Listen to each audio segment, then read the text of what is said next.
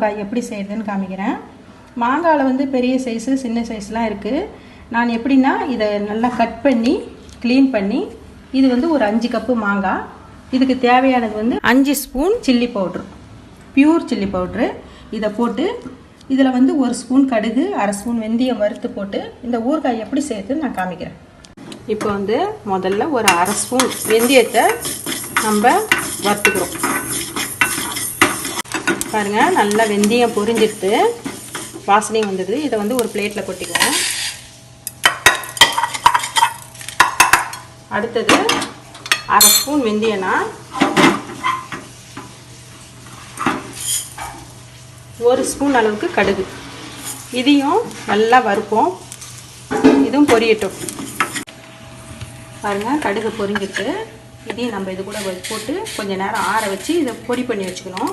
அடுத்து அடுப்பில் ஒரு வானில் போட்டு அதில் வந்து நல்லெண்ணெய் தான் ஊற்றணும். ஊறுகாய்க்கெலாம் நல்லெண்ணெய் தான் பெஸ்ட்டு.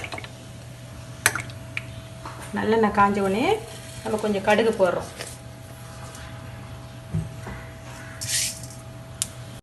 இப்போ கடுகு பொரிஞ்சிருச்சுங்க, நல்லா பொரிஞ்சு அடங்கிடுச்சு. இப்போ நம்ம பெருங்காயத்தூள் இது 1 ஸ்பூன் அளவுக்கு போட்டுக்கணும். ஏன்னா பெருங்காயம் நிறைய போட்டால் வாசனையாக இருக்கும். இது போட்டுட்டு நம்ம மாங்காவையும் இதில் கொட்டிக்கணும். மாங்காயில் நான் ஏற்கனவே 1 ஸ்பூன் உப்பு போட்டு அதை நல்லா ஊற வச்சேன். ஏன்னா அந்த மாங்காயில் உப்பு ஏறணும், அதுக்காக ஊற வச்சேன். இப்போ இதை ஒரு கொஞ்சம் பாதி அளவு வதக்குவோம். இப்போ அந்த காரத்தூளை இதில் போட்டு நம்ம ஒரு 5 நிமிஷம் வதக்கிடுவோம்.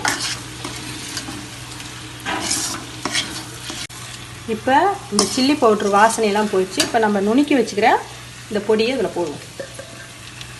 போட்டு ஆஃப் பண்ண வேண்டியது, இதோட நிறுத்திடலாம். பாருங்கள், மாங்காய் ஊறுகாய் ரெடி ஆகிடுச்சு. நீங்கள் இதை எதுக்கு வேணாலும் தொட்டுக்கின்னு சாப்பிட்லாம், நல்லாயிருக்கும், சுவையாக இருக்கும். மாங்காய் பிரியர்களுக்கு இது ரொம்ப பிடிக்கும். மீண்டும் சுவையான, சுலபமான, ஆரோக்கியமான சமையல் டிஷ்ஷோடு உங்களை நான் சந்திக்கிறேன். நன்றி, வணக்கம். உங்களுக்கு இந்த வீடியோ பிடிச்சிருந்ததுன்னா லைக் பண்ணுங்கள், ஷேர் பண்ணுங்கள், சப்ஸ்கிரைப் பண்ணுங்கள், மறக்காம பக்கத்தில் பெல் டச் பண்ணுங்கள்.